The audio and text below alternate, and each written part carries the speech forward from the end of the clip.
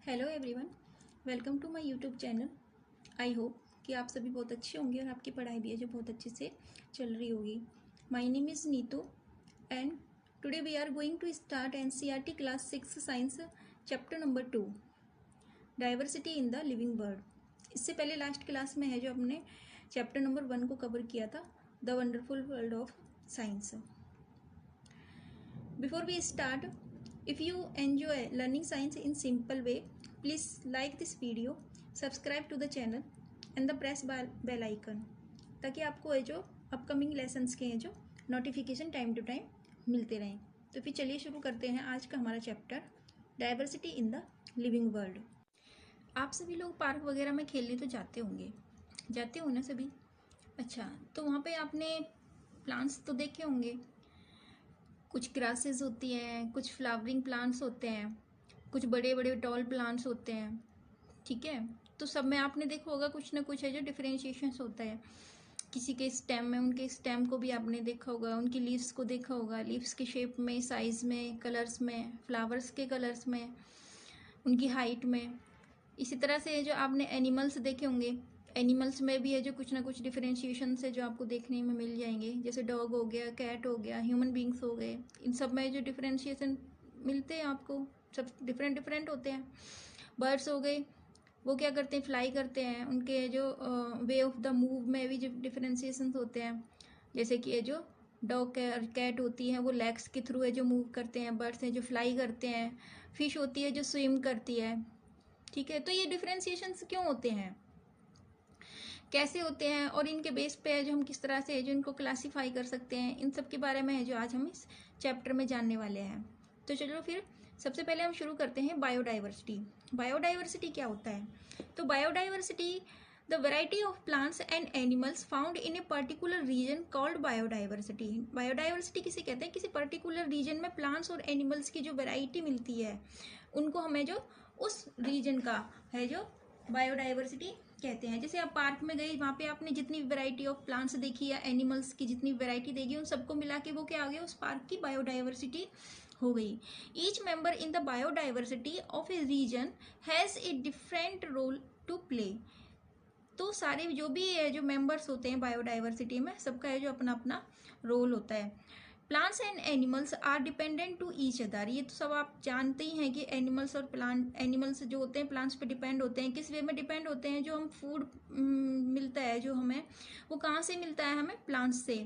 और सबसे पहले जो इससे भी ज़्यादा इंपॉर्टेंट चीज़ है ऑक्सीजन। ऑक्सीजन हम कहाँ से प्रोवाइड होती है? कौन प्रोवाइड करवाता है ऑक्सीजन हमें? तो प्लांट्स करवाते हैं। तो plants provide food and shelter to animals. और एनिमल्स क्या करते हैं उनके लिए? किस वे में हेल्प करते हैं? एनिमल्स हेल्प करते हैं उनके स्प्रेडिंग ऑफ सीड्स में, सीड्स को स्प्रेड करने में। आपने बटरफ्लाइज भी देखी होंगी जो क्या करती हैं, प्लांट्स के जो फ्लावर से जो पोलन्स को जो एक फ्लावर से दूसरे फ्लावर तक पहुंचाती है। तो इस तरह से जो एनिमल्स भी है जो प्लांट्स में, प्लांट्स के जो हेल्प करते हैं।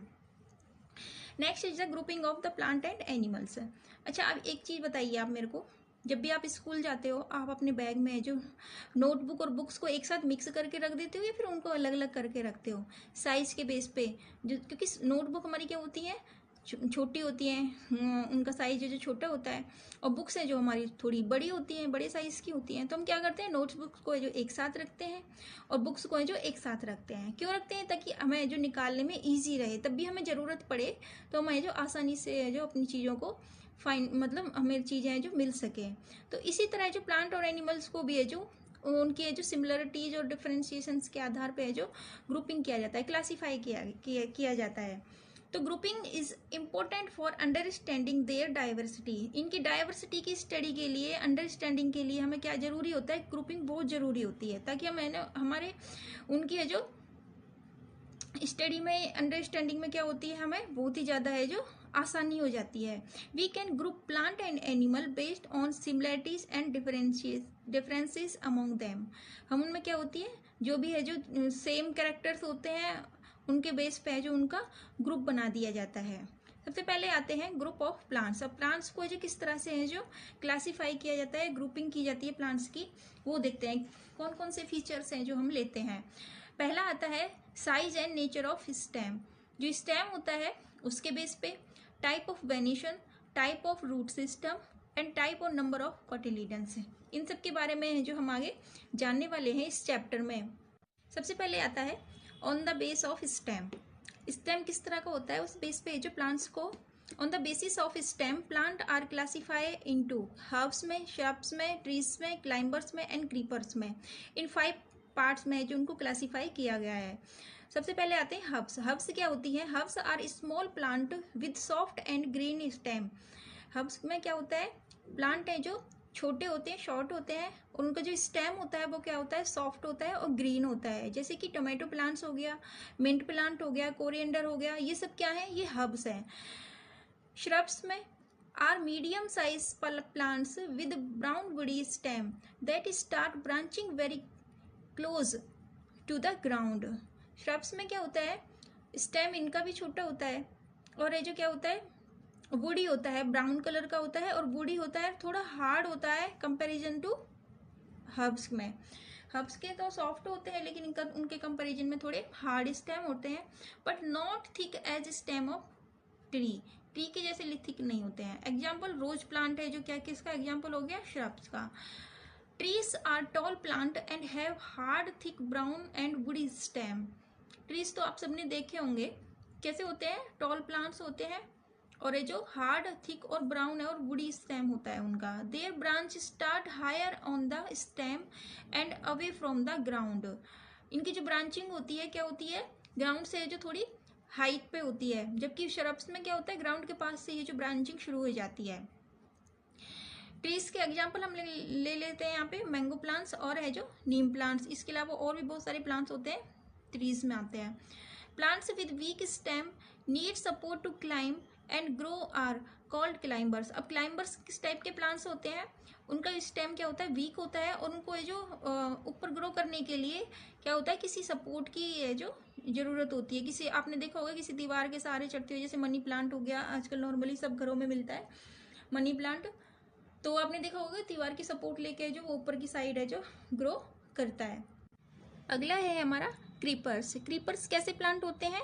Creepers plant with weak stem creep along the ground are called creepers. Creepers की क्या फीचर होते हैं क्रीपर्स में? उनके स्टेम क्या होते हैं, कैसे होते हैं? वीक होते हैं, और वो जो ग्राउंड पर ये जो क्रीप कर जाते हैं, ठीक है, उन टाइप्स के प्लांट्स को क्या बोलते हैं? क्रीपर्स बोलते हैं। नेक्स्ट है वेनिशन।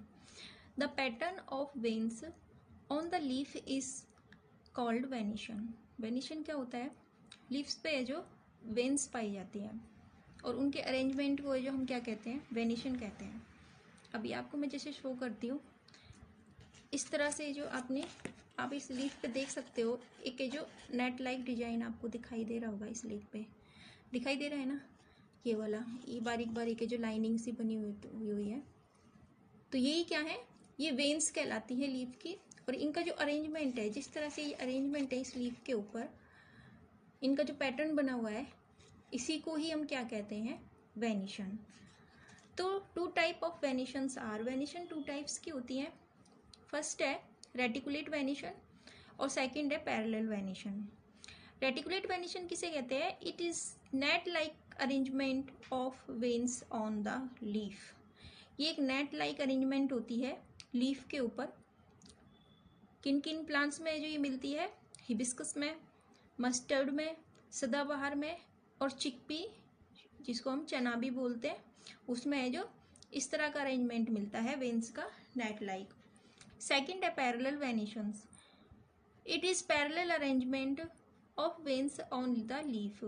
इनमें क्या होता है? पैरेलल लाइन आपने जानते होंगे, पैरेलल लाइन है जो इस तरह से है, जो सेम डिस्टेंस पे जो 2 लाइनें बनी होती है, उनके बीच की डिस्टेंस है जो सेम रहती है एवरी पॉइंट पे, तो पैरेलल लाइंस कहलाती है। तो इस तरह से जो वेनिशंस, इनमें जो वेन्स का है जो अरेंजमेंट होता है, इस तरह से जो पैरेलल होता है। और किन किन में ये मिलती हैं? बनाना में, ग्रास में, और व्हीट में। अभी मैं आपको शो कर सकती हूँ, देखो मेरे पास है ये कि हिबिस्कस, जो कि गुड़हल होता है, उसकी एक लीफ है, ये देखिए, आप इसमें देख सकते हैं, आपको इसमें है जो वेनिशन दिखाई दे रही होगी, नेट लाइक वेनिशन। तो इसी को ही हम क्या बोलते हैं? इसी को ही हम बोलते हैं पैरेलल, वो सॉरी, रेटिकुलेट वेनिशन, ठीक है। इस तरह से। और ये बीच में जो सेंटर में जो लाइनिंग दिखाई दे रही है ना मोटी सी अलग से, इसको है जो मिड वेन बोलते हैं। और जी साइड में निकली हुई वेन्स है इनको बोलते हैं साइड वेन्स बोलते हैं। और इनका जो अरेंजमेंट है आपको दिखाई दे रहा होगा, इसमें कैसा दिखाई दे रहा है, नेट लाइक।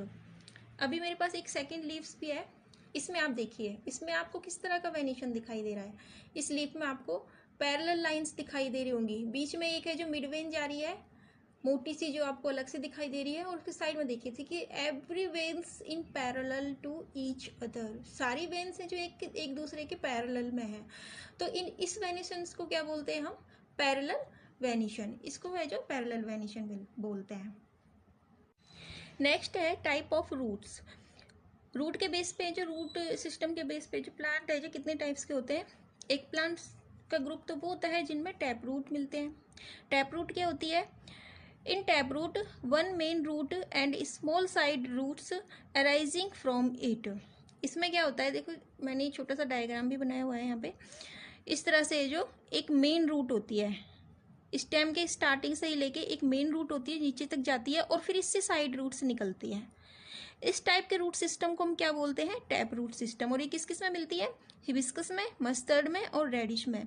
सेकंड है फाइब्रस रूट्स।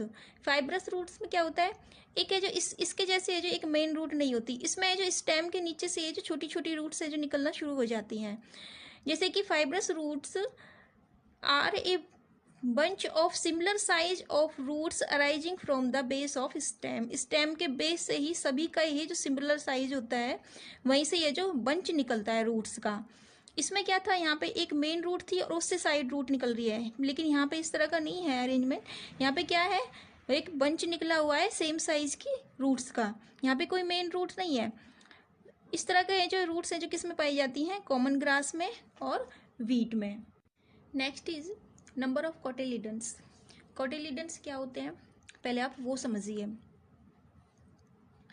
देखिए ये क्या है, ये एक मेरे हाथ में चिकपी है। ये ऊपर का जो आप ब्राउन कलर देख रहे हो ना, इसके ऊपर का ये कवरिंग है ब्राउन कलर की। इसे अभी मैं आपको हटा के दिखाती हूँ। ये वाली कवरिंग को हम बोलते हैं सीड कोट। इस सीड के ऊपर है जो क्या मिलती है, ये सीड कोट मिलता है। ये वाला पार्ट जो ये मेरे हाथ में है ब्राउन कलर का, ये क्या कहलाता है, ये सीड कोट कहलाता है। और अब अगर हम इसको इसी तरह से खोल के देखें तो ये टू पार्ट्स में जो इस तरह से जो डिवाइड हो जाता है। ये जो पार्ट्स हैं ये अलग अलग, ये टू पार्ट्स हैं, ये क्या कहलाते हैं, कोटिलिडन्स कहलाते हैं सीड के। ठीक है, तो इन्हीं के बेस पे जो प्लांट्स को है जो टू पार्ट्स में है जो टू ग्रुप में डिवाइड किया गया है, मोनोकोट एंड डाइकोट। ठीक है, तो ई सीड हैज वन और टू कोटिलिडन्स। सीड्स में जो कुछ सीड्स ऐसे होते हैं जिनमें सिंगल वन ही कोटिलिडन्स होता है, और कुछ सीड ऐसे होते हैं जिनमें टू कोटिलिडन्स होते हैं।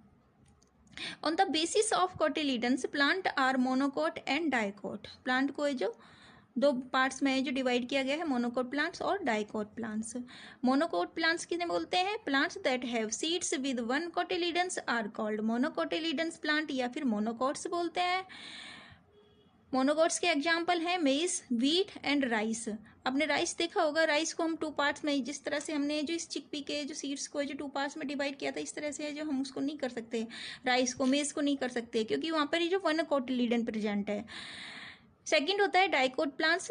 Plants that have seeds with two cotyledons are called dicotyledons. Di का देखो, डाई का मीनिंग होता है दो, और कोटिलिडन्स का मतलब होता है ये वाले पार्ट। तो दो कोटिलिडन्स जिनमें मिलते हैं उनको हम क्या बोलेंगे, डाइकोट।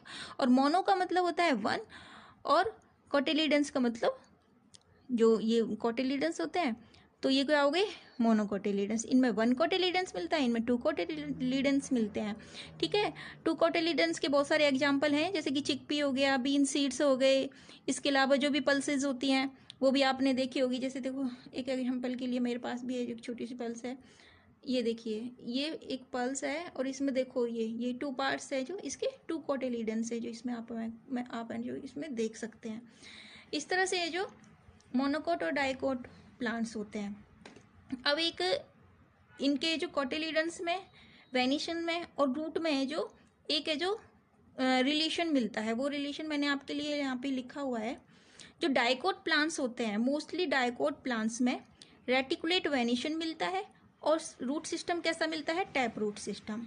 ठीक है, इसको आप जो इस तरह से भी है जो एक शॉर्ट ट्रिक सी है, इससे याद भी रख सकते हैं, DRT। डाइकोट प्लांट है, उसमें रेटिकुलेट वेनिशन मिलता है और टैप रूट सिस्टम मिलता है।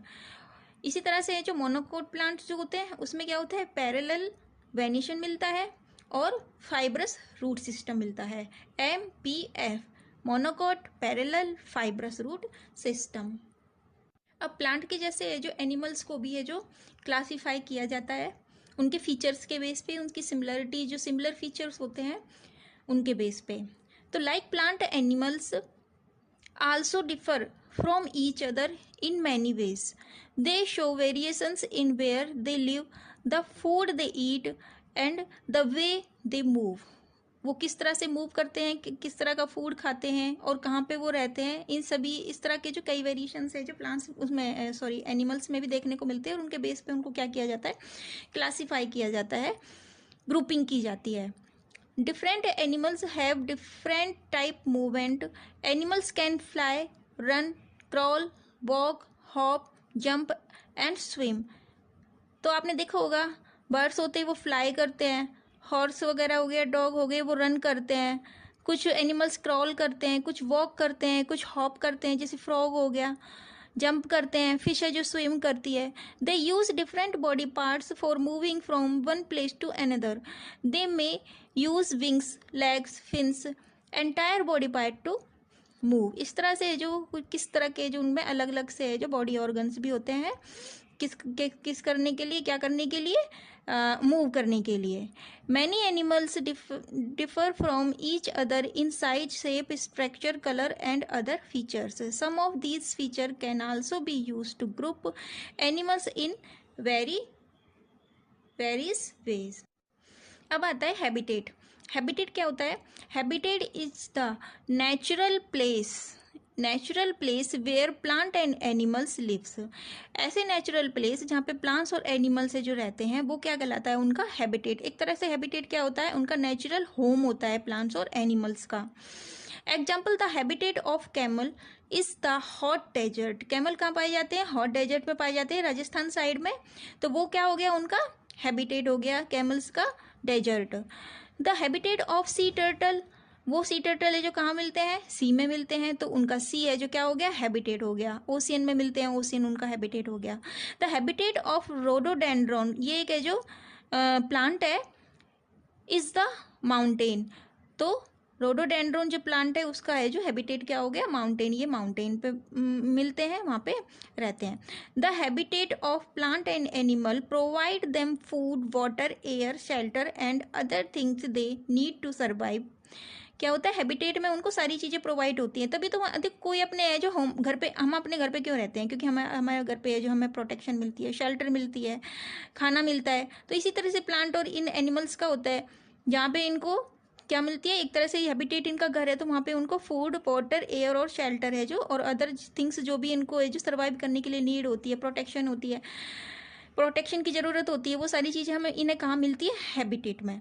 तो many type of plant and animal में शेयर द सेम हैबिटेट। कई सारे प्लांट एनिमल्स ऐसे होते हैं कि सेम है जो, उसमें अब सबका अलग अलग तो हैबिटेट होगा नहीं, तो बहुत सारे एनिमल प्लांट्स है तो ऐसे होते हैं जो सेम हैबिटेट में है जो मिलते हैं।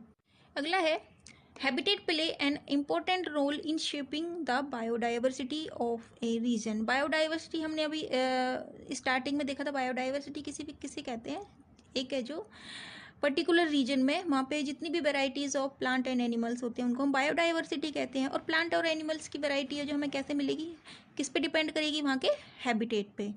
ठीक है, तो हैबिटेट है जो इम्पोर्टेंट रोल प्ले करते हैं बायोडाइवर्सिटी की शेपिंग में। टाइप्स ऑफ हैबिटेट, अब हैबिटेट कितने टाइप्स के होते हैं, तो हैबिटेट को टू पार्ट्स में जो डिवाइड किया गया है, टू टाइप्स के होते हैं, एक्वेटिक और वाटर हैबिटेट, टेरेस्ट्रियल और लैंड हैबिटेट। ठीक है, एक्वेटिक जो हैबिटेट होता है उनको फर्दर फिर से टू पार्ट्स में डिवाइड किया गया है। मैरीन हैबिटेट जो मैरीन वाटर में मिलते हैं उनको मैरीन हैबिटेट कहते हैं। और जो फ्रेश वाटर में हैबिटेट होते हैं वो फ्रेश वाटर जैसे पॉन्ड हो गया, लेक हो गया, इनके हैबिटेट्स को क्या बोलते हैं? Fresh water habitat. Marine habitats में कौन कौन से एनिमल्स पाए जाते हैं? एग्जाम्पल के लिए वेल्स होते हैं, डॉल्फिन होती हैं, इनका हैबिटेट क्या होता है? मैरीन वाटर होता है। और जो फिश होते हैं, फ्रॉग होते हैं, वाटर लिलीज होती हैं, इनका हैबिटेट क्या होता है? फ्रेश वाटर होता है। ये पॉन्ड में और लेक वगैरह में जो पाई जाती हैं। इसी तरह से जो टेरेस्ट्रियल हैबिटेट होता है वो उनको फर्दर आगे किन किन पार्ट्स में डिवाइड किया है? ग्रासलैंड में। कुछ एनिमल्स है तो ऐसे होते हैं जो ग्रासलैंड में रहते हैं, तो उनका हैबिटेट क्या हो गया? ग्रासलैंड हो गया।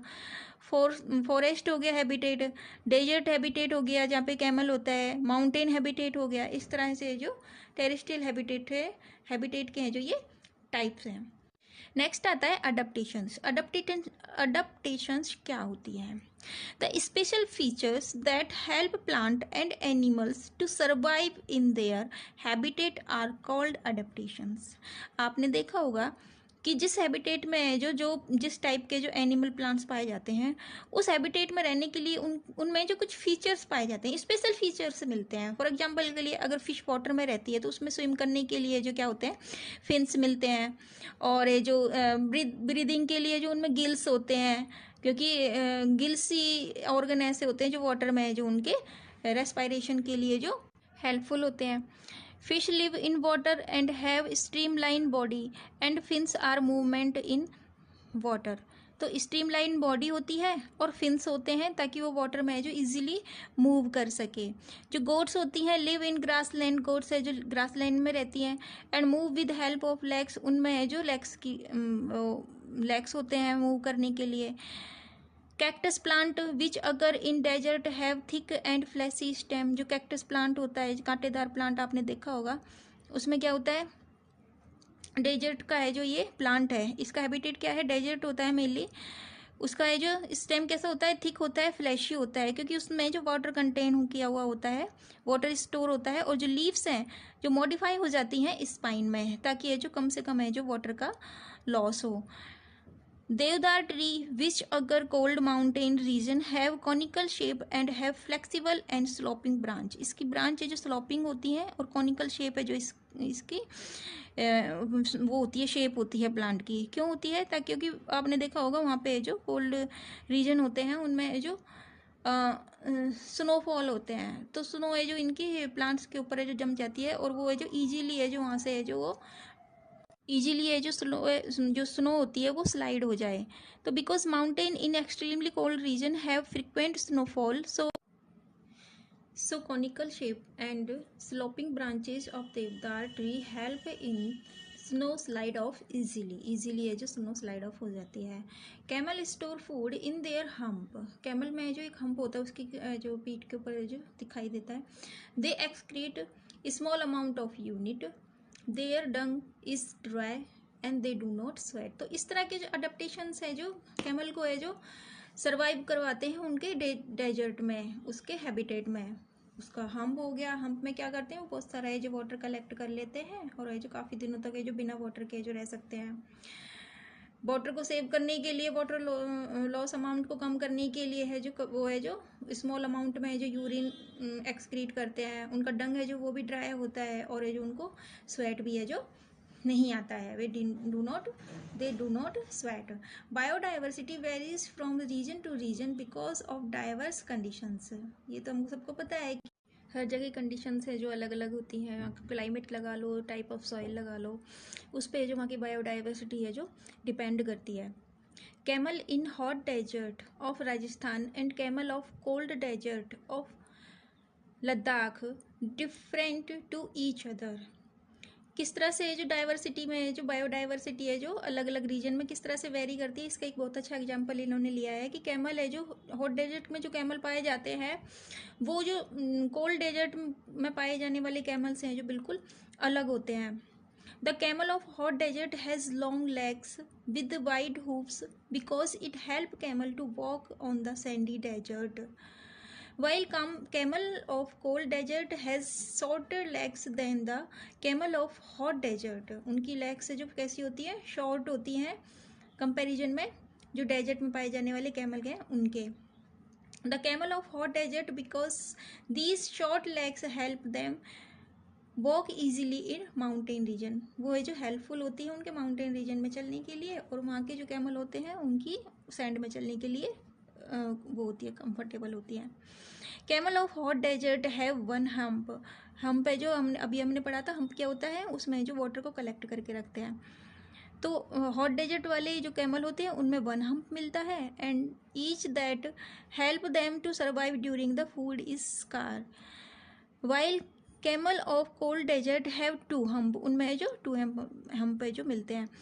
Each also have long hair from head to neck, अब देख उनमें जो वहाँ पे है जो उनके ठंड होती है, कोल्ड वेदर होता है, तो क्या करते हैं ठंड से बचने के लिए उनमें क्या प्रॉपर्टी, क्या फीचर मिलता है उनका, कि लॉन्ग हेयर होते हैं उनके हेड टू नेक तक, ताकि उनको कम ठंड लगे, which help them to survive the cold winters. Next rhododendron, जो कि एक प्लांट है, exhibit different feature in the different region to survive, अब ये है जो डिफरेंट रीजन में है जो सर्वाइव करने के लिए इसमें खुद में भी है जो डिफरेंट है जो फीचर्स मिलते हैं, जैसे कि in the Shola forest of Nilgiris की जो फॉरेस्ट होते हैं उनमें इनमें क्या फीचर मिलता है, they are shorter and small leaves to survive through heavy wind, while in Himalaya region में जो पानी पाए जाने वाले रोडोडेंड्रोन है उनमें क्या होता है, दे आर टॉलर, वो वहाँ पे टॉल होते हैं हिमालय रीजन वाले। नेक्स्ट आता है habitat preservations. Habitat preservations means protecting natural habitat so that plant and animal can survive.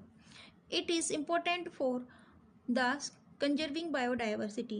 Human activities such as deforestation and hunting of animals for wildlife trade have resulted in a decrease in population of many wildlife species, and this lead to the loss of biodiversity. अगर ये जो उधर की population animal और plant की population ही खत्म हो जाएगी तो उनकी बायोडाइवर्सिटी भी क्या हो जाएगी, धीरे धीरे समाप्त हो जाएगी।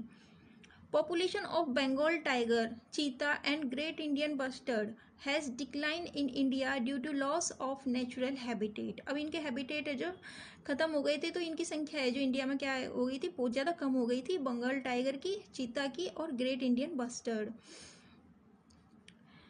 caused by human activities. The government of India has initiated several projects to conserve our biodiversity. हमारी जो गवर्नमेंट है उन्होंने बायोडाइवर्सिटी को कंजर्व करने के लिए अनेक प्रोजेक्ट चलाए हैं, जिनमें से कुछ हैं। पहला है प्रोजेक्ट टाइगर, टाइगर को जो सेव करने के लिए उन्होंने प्रोजेक्ट टाइगर चलाया था 1973 में। सेकंड था चीता रीइंट्रोडक्शंस प्रोजेक्ट 2022 में, और protected area have been created in Gujarat, Rajasthan and Maharashtra to conserve the great Indian bustard को कंजर्व करने के लिए जो प्रोटेक्टेड एरिया है जो निर्धारित किए गए थे। आगे आता है सेक्रेड ग्रुप्स। ये क्या होती हैं? Sacred groups are forest where different kind of animals and plants occur. These are protected by local community. जो कम्युनिटी वहाँ पे रहती है ना, आदिवासी टाइप के लोग, वो क्या करते हैं, उसको है जो प्रोटेक्ट करते हैं वहाँ के है जो एनिमल्स और प्लांट्स को। And no one is allowed to harm any animals and cut tree in their groups. These are community protected treasure of biodiversity. Community है जो वहाँ पे जो एक तरह से जो ये लोग है जो नेचर को भगवान की तरह मानते हैं, गॉड की तरह मानते हैं, तो वहाँ पे जो अलाउ नहीं करते कि कोई भी है जो ह्यूमन एक्टिविटीज़ वहाँ पे हों। These are found all over India. ये है जो लगभग पूरे इंडिया में है जो मिलती है कई जगहों पर। ये आपकी बुक में है जो जानकी अम्मल नाम की एक लेडी थी, उनके बारे में थोड़ा सा दिया हुआ है। सी वॉज एन इंडियन बॉटनिस्ट। वो है जो इंडियन बॉटनिस्ट थी। बॉटनिस्ट बोलते हैं जो है जो प्लांट की स्टडी करते हैं, उन साइंटिस्ट को है जो बॉटनिस्ट बोलते हैं। Who dedicated her life to preserve India rich plant biodiversity. She has played an important role in silent valley movement. Silent valley एक मूवमेंट का भी हम आगे देखेंगे। She was the head of botanical survey of India. वो है जो इसकी है जो BSI की है जो हेड भी रह चुकी थी। अब ये साइलेंट वैली मूवमेंट क्या है? इस मूवमेंट में देखो क्या है, silent valley is a evergreen forest in Palakkad district in Kerala. Kerala के जो पलक्कड़ डिस्ट्रिक्ट में है जो ये एक फॉरेस्ट है। It is rich in biodiversity, और वहाँ की जो बायोडाइवर्सिटी है जो बहुत ही रिच थी। Silent valley was saved by common peoples movement against the proposal of hydro electric project on Kunthipuzha river. तो वहाँ पे एक रिवर थी, वहाँ पे है जो गवर्नमेंट के द्वारा है जो हाइड्रो इलेक्ट्रिक प्रोजेक्ट को है जो प्रपोजल आया था कि वहाँ पे जो इस तरह से जो हाइड्रो इलेक्ट्रिक प्रोजेक्ट को है जो शुरू किया जाएगा, लेकिन वहाँ के कॉमन पीपल्स हैं उन्होंने जो इसका विरोध किया, और ये विरोध है जो 10 ईयर तक चला। वहाँ के लोगों ने 10 ईयर तक इस लड़ाई को लड़ा और आखिरकार में है जो उनकी जीत हुई और उन्होंने जो इस प्रोजेक्ट को वहाँ से हटवा दिया, वहाँ पे वो होने नहीं दिया ये वाला प्रोजेक्ट। और है जो वहाँ पे जो जो वहाँ का फॉरेस्ट था, एवरग्रीन फॉरेस्ट था, उसको है जो सेव किया। उसके लिए लोगों ने क्या किया, पीपल क्रिएटेड अवेयरनेस प्रोग्राम, उन्होंने अवेयरनेस प्रोग्राम्स चलाए, लेटर्स लिखे एडिटर्स के लिए, आर्टिकल्स लिखे छपवाए न्यूज़पेपर्स में। इन सब की हेल्प से जो वहाँ क्या रिजल्ट निकला कि वो साइलेंट वैली है जो उनको एवरग्रीन जो फॉरेस्ट था उनको है जो वो सेव करने में जो सफल रहे। एक और आपके बुक में जो दिया हुआ है, सलीम अली एक बर्डमैन थे, इनको जो इंडियन बर्डमैन के नाम से जाना जाता था। इन्होंने जो बर्ड्स के लिए जो काफ़ी कुछ किया था, जो बर्ड सेंचुरी होती है उनके लिए, तो उनके बारे में ये थोड़ा सा दिया हुआ है। He travelled across India to observe diversity in birds. His work help promote bird conservation in India in Keoladeo national park, जो कि कहाँ है, भरतपुर राजस्थान में। और सेकंड था रंगानाथिट्टू बर्ड सेंचुरी इन मांड्या कर्नाटका। तो ये जो इन्होंने इनके जो कंजर्वेशन में जो हेल्प की थी। He wrote several books on birds of the Indian सब कॉन्टिनेंट्स, जो इंडिया में पाए जाने वाले, इंडियन सब कॉन्टिनेंट्स में पाए जाने वाले जितने भी बर्ड्स हैं उनके बारे में उन्होंने अनेकों बुक्स लिखी। He is known as the birdman of India, उनको है जो इंडिया का बर्डमैन के नाम से भी ये जो जाना जाता है। He was awarded the Padma Vibhushan इन 1976 में जो उनके इस कार्य के लिए उन्हें जो पद्म विभूषण से जो सम्मानित किया गया। इस तरह से जो हमारा ये चैप्टर कंप्लीट होता है। अगर आपको वीडियो पसंद आई हो, नोट्स अच्छे लगे हों, तो प्लीज़ वीडियो को लाइक और शेयर करें एंड जो चैनल को सब्सक्राइब करें। Okay, thank you for watching.